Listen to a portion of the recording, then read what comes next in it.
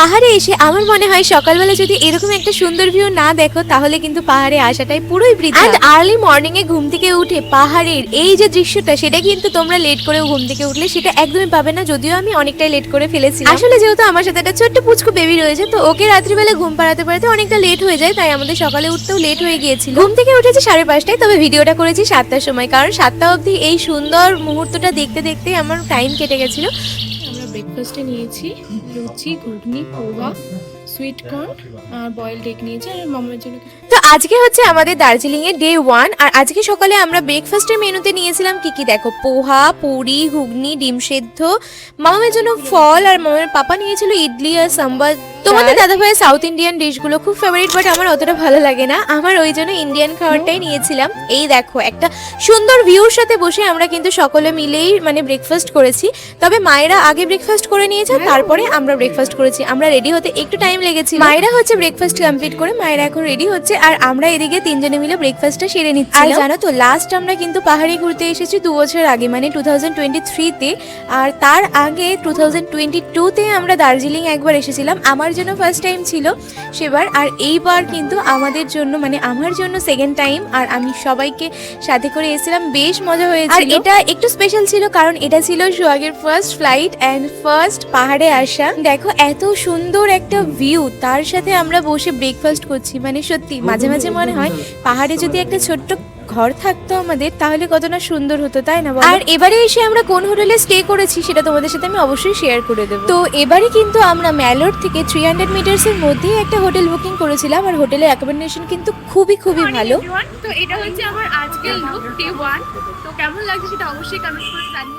আমরা হচ্ছে সবাই মিলেই রেডি হয়ে গেছি, বাট আমি আমারটাকে দেখাচ্ছি। মানে হচ্ছে আমরা রেডি হয়ে এখন যাচ্ছি হচ্ছে ডে ট্রিপে। তো আজকে কোথায় কোথায় যাবো সেটা তোমাদের সাথে অবশ্যই শেয়ার করবো, শর্ট ভিডিওর মাধ্যমেও শেয়ার করবো, আবার লং ভিডিওতেও শেয়ার করবো। বাট একটু টাইম লাগবে কারণ এখানে নেটওয়ার্ক, জিও নেটওয়ার্ক খুবই খারাপ। তো রুমে যখন আসবো তখন ওয়াইফাইতে তোমাদের সাথে সবটাই শেয়ার করবো। তো চলো এখন যাই, চলো। গাড়ির জন্যই ওয়েট করছিলাম, তখন মনে পড়লো যে একটু রিলস বানিয়ে নি, কারণ এখানে তো সেরকম ভাবে নেটওয়ার্ক খুব একটা ভালো না, তো গান দিয়ে রিলস হবে না, এমনিই করে। তো দেখো আমাদের কিন্তু গাড়ি চলে এসেছে, আর আমরা কিন্তু এখন যাচ্ছি ফার্স্ট লোকেশনে। আজকে আমাদের ফার্স্ট লোকেশন ছিল piece pagoda Buddhist temple Darjeeling এর, আর নেক্সট আমাদের লোকেশন ছিল জু। পাহাড়ের এই রাস্তাগুলো আমার বরাবরই ভীষণ প্রিয়। দুপাশে বিশাল আকৃতির পাহাড়, আর তার মাঝে হচ্ছে একটু সরু রাস্তা যেগুলো কিনা রয়েছে একদম উঁচু নিচু।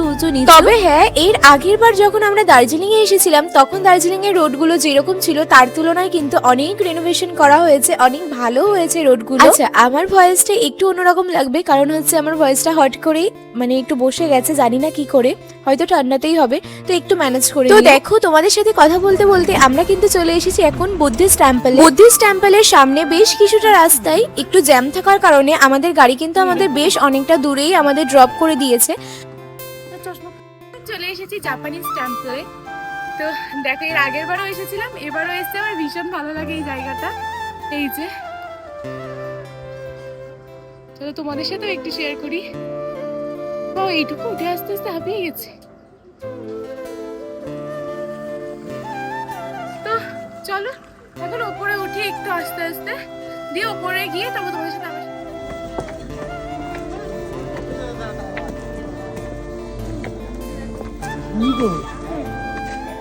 যখন উঠবি না খুব আস্তে আস্তে উঠতে হবে। হ্যাঁ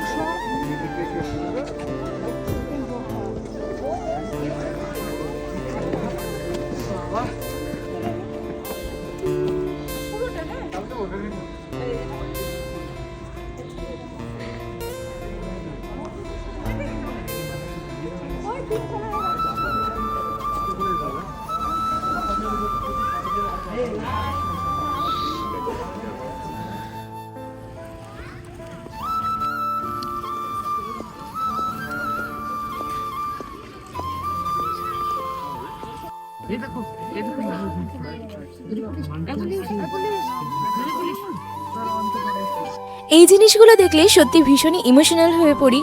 এর আগের বার যখন আমি মানে প্রথমবার দার্জিলিং এসেছিলাম তখন এসেছিলাম নিউলি ম্যারিড কাপল হিসেবে, আর এইবার মানে সেকেন্ড টাইম যখন আসলাম আমি, তখন আমরা এসেছি নিউলি প্যারেন্টস হিসেবে। বাবা তার মেয়েকে কোলে নিয়ে হচ্ছে পুরো দার্জিলিংটাই বেশিরভাগ সময়টা ঘুরেছে। সত্যি সেই জন্যই মনে হয় আমি এতটা ফ্রিলিভাবে ঘুরতে পেরেছি। শুধু সোহাগের পাপা নয়, আমার মা বাবা ছিল বলেও বেশ সুবিধাই হয়েছে বলতেই পারো। মানে আমাকে সোহাগকে একটুও ক্যারি করতে হয়নি, পুরোটাই আমার মা বাবা সোহাগের পাপা এই তিনজনে মিলেই ক্যারি করে। খাওয়া দাওয়া থেকে সমস্ত কিছু হচ্ছে মা করেছে, শুধু রাত্রিবেলা শোয়ার সময় সোহাগ আমার কাছে ছিল, আদারওয়াইজ পুরোটাই মানে মাম্মা ওদের সাথেই ছিল। ওই জন্য আমি আরও এত সুন্দর তোমাদের সাথে ভিডিও শেয়ার করতে পারছি, এত সুন্দর সুন্দর ফটো শেয়ার করতে পারছি, সবটাই পসিবল হয়েছে শুধুমাত্র ওদের তিনজনের জন্য। সত্যি বলতে আমি নিজের জন্য কখনোই কারোর ওপর কখনো ডিপেন্ডেন্ট হয়ে থাকি না, তবে এটা ঠিক সোহাগ হওয়ার পরে সোহাগের কারণে আমি কিন্তু এই তিনটে মানুষ, আমার মা বাবা আর সোহাগের বাবা, এই তিনজন মানুষের প্রতি প্রচণ্ড ডিপেন্ডেন্ট হয়ে থাকি। কারণ এরা তিনজন থাকলে আমি নিশ্চিন্তায় একদম ফ্রিলিভাবে সমস্ত কাজ করা, সমস্ত কিছু করতে পারি একদম, মানে পুরো নিশ্চিন্তায়। আমি জানি আমার মেয়ে এদের কাছে আমার থেকে বেটার থাকবে। আমার হাজব্যান্ড এমনিতেই ভীষণ শৌখিন, তারপরে ওর হচ্ছে মেয়েকে নিয়ে প্রথমবার পাহাড়ে আসা, তো ও এতদিন আমার ছবি তুলে দিতে খুব ভালোবাসতো। মানে আমাদের কাপল ছবি তোলার থেকেও ও আমার ছবি ভিডিও তুলে দিতে খুবই বেশি মানে ভালোবাসতো। এবার যেহেতু অ্যাজ আ প্যারেন্টস হিসেবে এসেছি, তো ওর মেয়েকে নিয়ে প্রত্যেকটা জায়গায়, ছোট ছোট জায়গাগুলোই মানে যেখানে ছবি তোলার মতো না সেই জায়গাগুলোতেও ও মেয়েকে নিয়ে ছবি তোলার জন্য এতটা এক্সাইটমেন্ট হয়ে রয়েছে, মানে কি বলবো, দেখেও মানে পুরো অন্যরকম একটা ফিল হচ্ছে।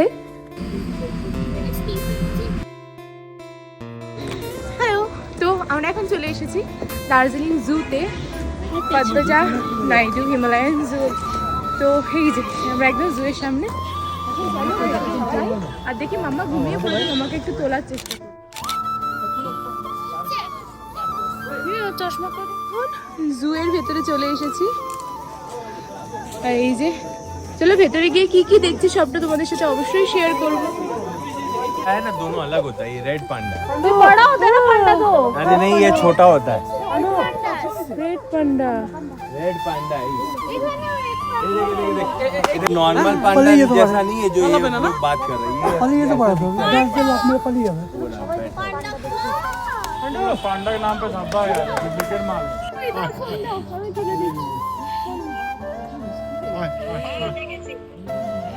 এই দাদাই নেটওয়ার্ক আসলো কি করে? আমাদের ফোনে তো নেটওয়ার্কই নেই। ওরা বেরিয়ে এরকম বেরিয়ে আসে না, এই যে আসছে, এই যে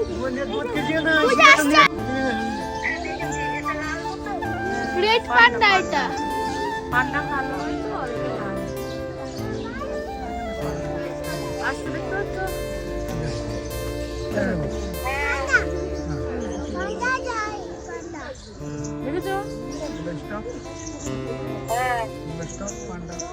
দেখেছো?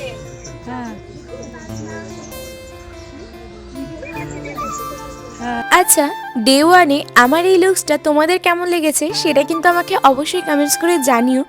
আমার কিন্তু বেশ ভালোই লেগেছে, কিন্তু তোমাদের কেমন লেগেছে?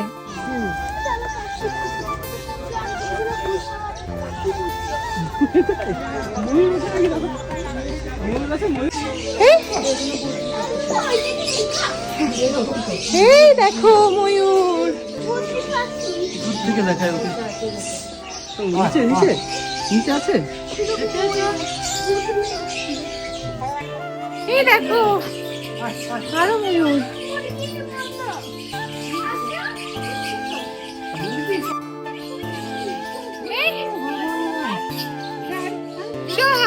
আই মামা ডাকো ডাকো, হ্যাঁ পিকককে ডাকো।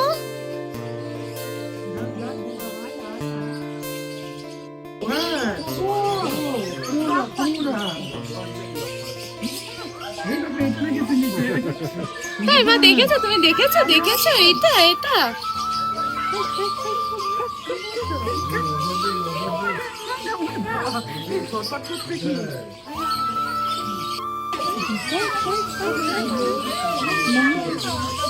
তো বার্ডস কাউন্টারগুলো থেকে বেরিয়ে আমরা এখন চলে এসেছি ফিশের কাউন্টারে।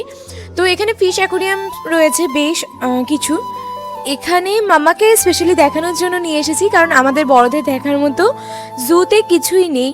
দার্জিলিং বা আলিপুরদুয়ার বলো, এইসব ন্যাশনাল জায়গার জুতে তো কিছু সেরকম নেই। একদম বাচ্চারা যেগুলো দেখে এরাই হচ্ছে বেশি মজা পায়। ফিশ থাকে, অ্যানিমালস থাকে, কিছু কিছু টাইগার দেখা যায়, খুব কম টাইগার থাকে, লেপার্ড থাকে, এলিফ্যান্ট থাকে। আমি এই কথাগুলো বলছি কারণ আমরা যখন ইন্টারন্যাশনাল ট্রিপে গিয়েছিলাম ইন্দোনেশিয়া, থাইল্যান্ড, তো তখন দেখেছিলাম ইন্টারন্যাশনাল জায়গাগুলোতে কি হয়, জুতে এমন এমন কিছু অ্যানিমালস থাকে, বার্ডস থাকে, ফিশ থাকে, যেগুলো কিনা আমরা কিন্তু সচরাচর দেখতে পাই না। মানে ভীষণ ইউনিক টাইপসের জিনিস থাকে। তো ওখানে নতুন করে দেখার মতো, বড়দেরও মনোরঞ্জন করার মতো অনেক কিছু থাকে, কিন্তু এই সব জায়গায় সেরকম খুব একটা থাকে না। নর্মালি মানে জুতে যেরকম দু একটা জিনিস রাখা থাকে সেরকমই জিনিস থাকে। তো সেই জন্য আর কি মামাকেই দেখাচ্ছিলাম। আর মেইনলি দার্জিলিং এর এই ট্রিপটা কিন্তু সোহাগের জন্য এবার করা হয়েছিল, কারণ সোহাগ কিন্তু এখন অনেকটাই সবকিছু বুঝতে পারে, ও কথা বলা শিখে গেছে অনেকদিন আগে থেকে, সমস্ত কিছু বুঝতে শিখে গেছে।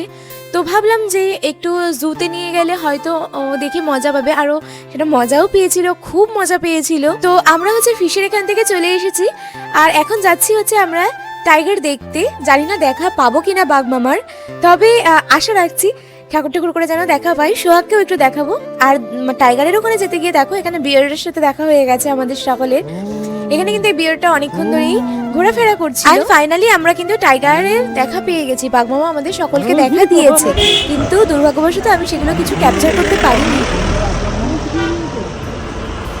তার কারণ হচ্ছে আমি স্টাইল করে একটা হাই হিল পরে এসেছিলাম, খুব শখ ছিল এরকম একটা শুয়ের। তো সেই জন্যই আর কি, মানে হাঁটতে হাঁটতে এতটাই পা ব্যথা হয়ে গেছিলো, ভিডিও করার কথা লাস্টের দিকে মাথায় থেকেই বেরিয়ে গিয়েছিল। তো আমরা জু থেকে বেরিয়ে এখন এসেছি দেখো একটা টি গার্ডেন। আর এখানে এসে দেখো কাঞ্চনজঙ্ঘার ভিউটা কি সুন্দর লাগছিল। তো এখানে এসে আমরা মানে বেশ কিছুক্ষণ টাইম ওয়েট করেছি। আমি সবাইকে ছবি তুলে দিয়েছি, মামার সাথে ছবি তুলেছি, প্লাস ড্রোন উড়িয়েছি একটু। আর জানো তো আমি না সচরাচর চা কফি এগুলো একদমই খাই না, আমার কোনো নেশা নেই। তবে এখানে এসে আমি ফার্স্ট টাইম দুধ চা ট্রাই করলাম এখানকার, মানে এত ভালো লেগেছে আমার, আমি 2-3 কাপ খেয়ে নিয়েছি, এত টেস্টি হয়েছিল। তো টি গার্ডেন থেকে আমরা বেরিয়ে, টি গার্ডেনের সামনেই রক গার্ডেন ছিল, রক ক্লাইম্বিং, তো সেখান থেকে আমরা হচ্ছে একটু লাঞ্চ করে নিয়েছিলাম। লাঞ্চের মেনুতে কী কী ছিল দেখেইছো, ভেজ থালি নিয়েছিলাম। দেন আমরা চলে এসেছিলাম দার্জিলিংয়ের রোপওয়েতে।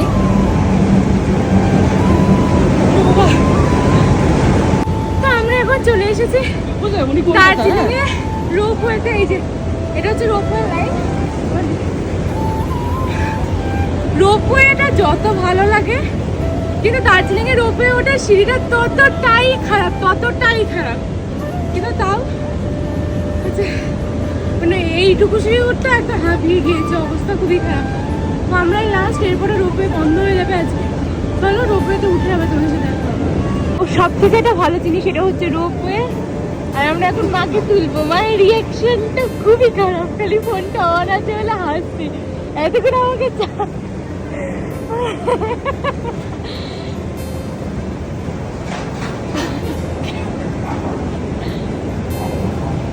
দার্জিলিং নিয়ে আসার জন্য যত না ঝাড় খেয়েছি, রোপওয়ের টিকিট কাটার জন্য তার থেকে বেশি ঝাড় খেয়েছি।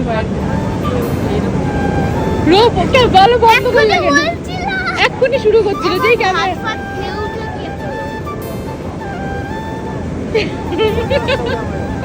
যারা মায়েদের রিয়াকশন বোঝে তারা বুঝে যাবে তোমার রিয়াকশন।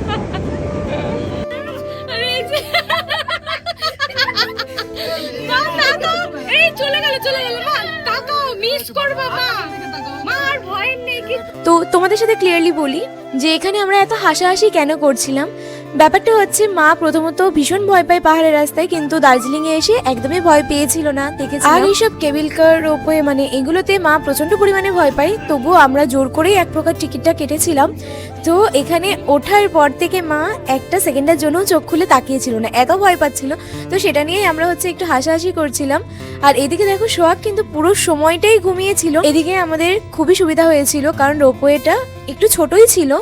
তো সোহাগ যদি জেগে থাকতো, একটু মানে দৌড়াদৌড়ি করতে চাইতো, একটু ছটকাফুটকি করতো, তো এখানে একটু প্রবলেম হতো। অ্যান্ড এটা ছিল আমার লাইফের সেকেন্ড রোপওয়ে। ফার্স্ট আমি রোপওয়েতে উঠেছিলাম হচ্ছে সিঙ্গাপুরে গিয়ে, সেখানকার রোপওয়েটা বেশ বড় ছিল, হিউজ একটা জায়গা ছিল ভেতরে। বাট এখানে অতটাও ছিল না, 6 জন এনাফ হয়ে যাবে, কিন্তু একটু ছোটোখাটো ছিল। তো রোপওয়ে থেকে নেমে আমরা একটা স্পটে নেমেছিলাম, সেখান থেকে আমাদের আবার রিটার্ন করার কথা।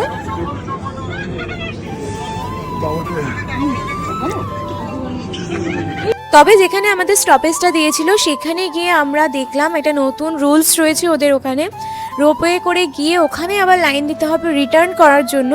তো আমরা প্রায় 40 মিনিটস মতো ওয়েট করেছি। ওয়েট করার পর ফাইনালি প্রায় 40 মিনিটস ওয়েট করার পরে আমরা এখন রিটার্ন করবো। এই যে আমাদের এসেছিলাম 9-এ, বাট এখন হচ্ছে 11। দেখো আমাদের টার্ন চলে এসেছে। এবার আমরা ব্যাক করব। আমাদের রোপওয়েতে আসতে টাইম লেগেছিল 20 to 25 মিনিটস মতো, আর এখানে ওয়েট করতে হয়েছে 40 মিনিটস। তো 40 মিনিটস পর আমরা আবার এখন ব্যাক করছি।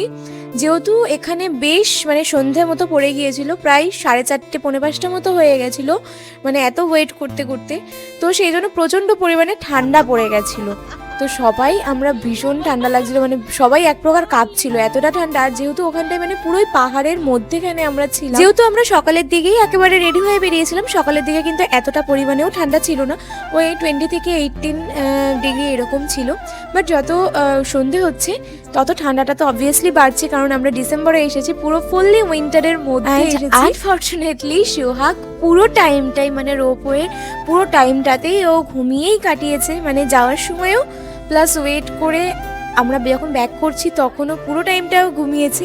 একদম হোটেলে আসার আগে মুহূর্তে সোহাগ ঘুম থেকে উঠেছে, তাই ও কোনোটাই কিচ্ছু দেখতে পারেনি, না চা বাগান দেখেছে, না ওই ওপরের একটা ভিউ দেখেছে, কিছুই দেখতে পারেনি। তবে হ্যাঁ, আমরা একটা ছোট করে কিছু ক্লিপস নিয়ে রেখেছিলাম সোহাগের সাথে করে, কারণ সোহাগ তো এখন কিছুই বুঝতে পারবে না এগুলো, না ঘোরাঘুরির কোনো কিছু বুঝতে পারবে না, কোনো মেমোরিজ ওর মনে থাকবে। কিন্তু সোহাগ যখন বড় হবে তখন এই মেমোরিজগুলো ও যখন দেখবে তখন বুঝতে পারবে যে ওকে হ্যাঁ সত্যি আমরা কতটা ঘুরিয়েছি, কতটা মজাই ছোটোর থেকে রেখেছি। তো যাই হোক, এই মেমোরিজগুলোই সারা জীবন আমাদের কাছে থেকে যাবে। এই সময়গুলো তো হয়তো আর ফিরে পাবো না, কারণ সময় যেই সময় চলে যায় সেই সময় আর ফিরে পাওয়া কখনোই সম্ভব না। তবে মেমোরিজগুলো যখন আমরা নেক্সট টাইম দেখি, ভবিষ্যতে যখন দেখবো, তখন কিছুটা হলেও এই সময়গুলো একটু হলেও ফিল করতে পারবো, তাই না? যেহেতু সন্ধে হয়ে যাচ্ছে, তো পাহাড়ের মাঝে মাঝে যে হোমস্টেগুলো রয়েছে বা ঘরগুলো রয়েছে বলা যায়, সেগুলোতে দেখো লাইটস কিন্তু অলরেডি জ্বালিয়ে দিয়েছে। তো সেগুলো দেখতেও বেশ ভালো লাগছে। যখন আমরা পাহাড়ের একদম ওপর থেকে পাহাড়ের নিচে দেখি, দূর থেকে মনে হয় পাহাড়ের মধ্যে কেউ কাগজের টুকরো ছিঁড়ে রেখে দিয়েছে, কিন্তু সেগুলো যখন আমরা একদম কাছ থেকে দেখি তখন বুঝতে পারি এক্স্যাক্টলি সেগুলোতে কত মানুষ বসবাস করছে, কত কষ্ট করে মানুষগুলো বসবাস করছে। তো আমরা তো কিছু দিনের জন্য যাই, আনন্দ করি, ঘুরে ফিরি, মজা করি, আবার ব্যাক করে চলে আসি। তবে পাহাড়ে যারা স্টে করে তাদের কিন্তু স্টে করাটা আনন্দ তো অবশ্যই, তবে কষ্টটাও অনেকটা বেশি। দেন আমরা রুমে এসে কিছুক্ষণ ওয়েট করে একটু রেস্ট নিয়ে, আমরা 30 মিনিটস মতো রেস্ট নিয়ে আমরা আবার চেঞ্জ করে দেখো রেডি হয়ে গেছি, কারণ আজকে আমরা সকলে মিলে যাব ম্যাল রোডে। এখন বাজে 7:30 সন্ধ্যা, আর আমরা এখন এই যে রেডি হয়ে গেছি, এখন যাচ্ছি আমরা ম্যাল রোডে। আর এটা হচ্ছে আমার আজকে সন্ধ্যার লুকস। এই যে মাম্মা, গতকালকে আমাদের যেহেতু দার্জিলিং পৌঁছতে 8:30 থেকে 9টা বেজে গেছিল, তো সেই জন্য আমরা গতকালকে ম্যাল রোডে যাইনি। তো আজকে আমরা ফার্স্ট সবাই মিলে ম্যাল রোডে যাব। বাট আমরা ম্যাল রোডে যাওয়ার পর আমাদের সাথে একটা বিশাল বড় একটা ব্যাপার ঘটে গেছে, সেটা চলো আস্তে আস্তে আমরা বলছি কি হয়েছিল। আর যেহেতু বাইরে প্রচন্ড পরিমাণে ঠান্ডা, কনকনে ঠান্ডা পড়ে গেছিল, তো ছোট বাচ্চাদের জন্য এনাফ ঠান্ডা, আমাদের জন্যও ভালোই ঠান্ডা। তো সেই জন্য কিন্তু সোহাগকে হাত মোজাটাও পরিয়ে দেওয়া হচ্ছিল। তো ঠান্ডার কারণে সোহাগও সেই হাত মোজা, পা মোজা, টুপি এগুলো কিচ্ছু খুলছিল না, ও বেশ পড়েছিল। না হলে অন্য সময় হলে এগুলো কিন্তু সব কিছু টেনে টেনে খুলে দেয়, কিন্তু এত ঠান্ডা ছিল যার কারণে আর কিছু খোলেনি। তো আমরা অন্য রোড দিয়ে একটু ম্যালে চলে এসেছিলাম, আর আমাদের ম্যাল থেকে আমাদের হোটেলটার ডিস্টেন্স ছিল 300 মিটার্স। আমরা মহাকাল রেস্টুরেন্ট থেকে একটু ডাউনের দিকে, আমরা ম্যাল রোডের নিচের দিকে আমরা হোটেল নিয়েছিলাম। তো ম্যাল রোডে এসে দেখলাম যেহেতু আজকে সানডে ছিল, তো সেই কারণে ম্যাল রোডের বেশিরভাগ 90% দোকান বন্ধ ছিল, শুধু একটা ফাংশন হচ্ছিল উইন্টার ফেস্টিভ্যাল মতো, তো সেখানেই 2-4টে দোকান খোলা ছিল, আদারওয়াইজ সব কিছুই বন্ধ ছিল। তো আমরা কিছুক্ষণ ওয়েট করে একটু ওখানে ফাংশন দেখে একটু টুকিটাকি ঘোরাফেরা করে আমরা আবার মানে রেস্টুরেন্ট থেকে খাবার নিয়ে আমরা আবার ব্যাক করে হোটেলে চলে এসেছি। ওয়েট করছিলাম নেক্সট ডেতে যাওয়ার জন্য, কারণ এই ম্যাল রোডটা বেশ ফেমাস। আগেরবার যখন এসেছিলাম তখন দেখেছিলাম এখানে আরও অনেক সাজসজ্জা করা ছিল।